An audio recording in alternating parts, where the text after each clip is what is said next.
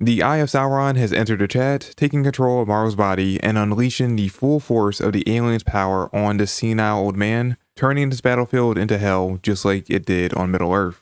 Or something like that. I don't know. I never watched Lord of the Rings. Middle-earth and Sauron is about the extent of my knowledge on the series, and I'm not even sure I got that right. But what I am sure of is that Maru is definitely proving that he is the Yuji of the sequel. Someone who, despite being the newest member of the team in regards to their knowledge and experiences with sorcery, is just naturally the most powerful, and has a hidden trump card where an even more powerful personality can take control to overpower their opponent, but seemingly doesn't care about who's friend or foe.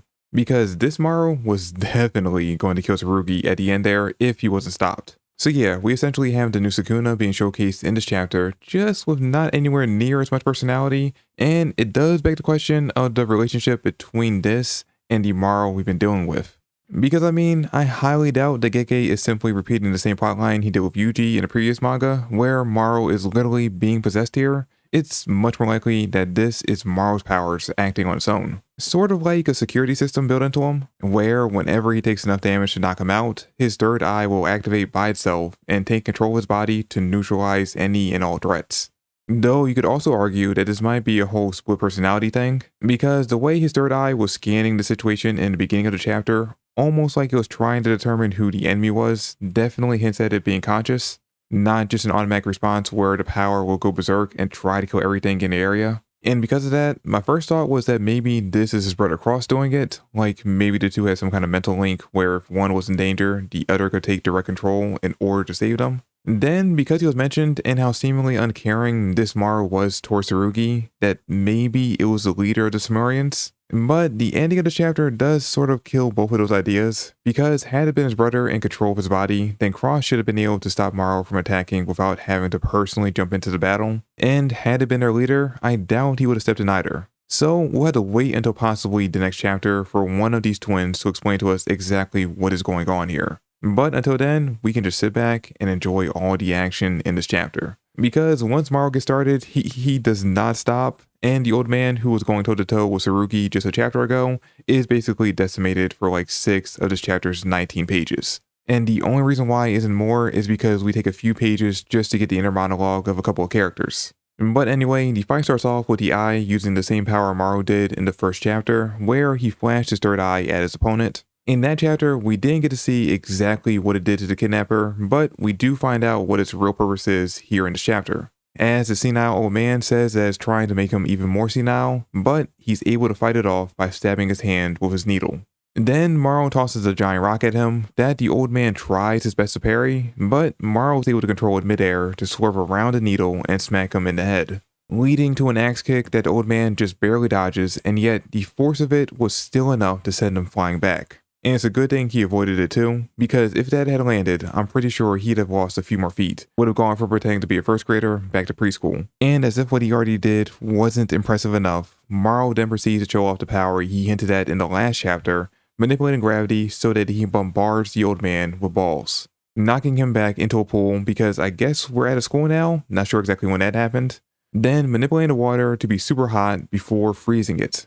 So let's count. He has mental abilities, can manipulate gravity, super strength, and can manipulate heat and at the very least water.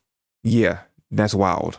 It's hard to pin down exactly what Maru's curse technique is, or if it's even just one, because based on what we see in this chapter, it could very well easily be 3 or more. I mean, I guess we can rule out the super strength as being a technique, and just assume it's a natural ability that every Simurian has, but the rest have to be curse abilities. And I've seen online that many people seem to think these are all one ability mixed together, something along the lines of being able to rewrite the laws of physics. That's why he could change gravity as well as the temperature of the water. But personally, I think this might be JJK hinting at more similarities between Maru and Yuji, in such that just like by the end, Yuji had multiple curse abilities, Maru likely does as well. Main reason why I think that is because their fight ends up reminding the old man of the only other fight he had in his life where his every instinct told him to run. And the man that caused that little fear out of him, many believe might have been Yuji due to the close-up of his eye having the same scar above it that Yuji did by the end of the manga. And look, all odds are pointing to it being him. Like if I was actually betting on this, I would put every cent I own on that being Yuji. But we don't get any confirmation on it in this chapter, and we likely won't for a very long time. But what we do get confirmation of is that if a war does break out between Japan and the Simurians, yeah, Japan's doomed. I mean, even if we assume that Maru, Cross, and the slimy guy we met in chapter 2 are some of the more powerful members of their people, and the average Simurian is only about half as strong as we've seen Maru be so far, that's still way beyond anything this generation can handle. Hell, I struggle to think even the strongest generation of sorcerers would have been able to win a war against 50,000 curse users at that level. And standing far and above even them is their leader, who we do get a name for in this chapter. Turns out it's Deborah, obviously instantly reminding every Dragon Ball fan that reads this of one of the funniest characters in the Buu saga. And let's be honest, also kind of redeeming the name as well, because Deborah was supposed to be this all-powerful king of hell in Dragon Ball, but ultimately ended up not being all that impressive, while this Deborah is very much being toted up to be a threat even more powerful than Sukuna. I mean, Jory's still technically out on that, but like dude, I don't see him failing to live up to that level of hype. Getting back to the fight though, Mora's third eye has basically backed the old man into a corner and is ready to end things, but Tsurugi jumps in at the very last second to block his attack.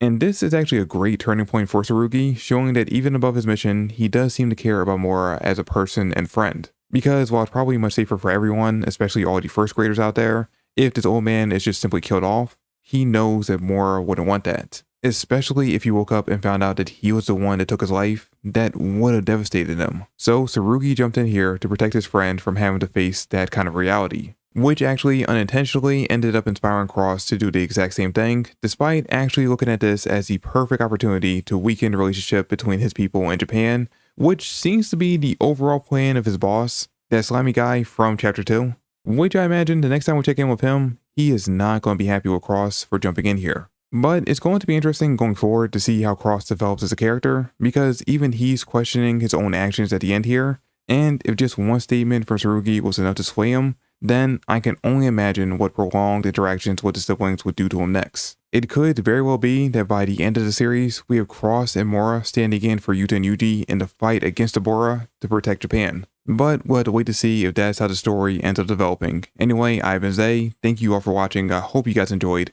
and please let me know your comments and thoughts on the chapter in the comment section down below.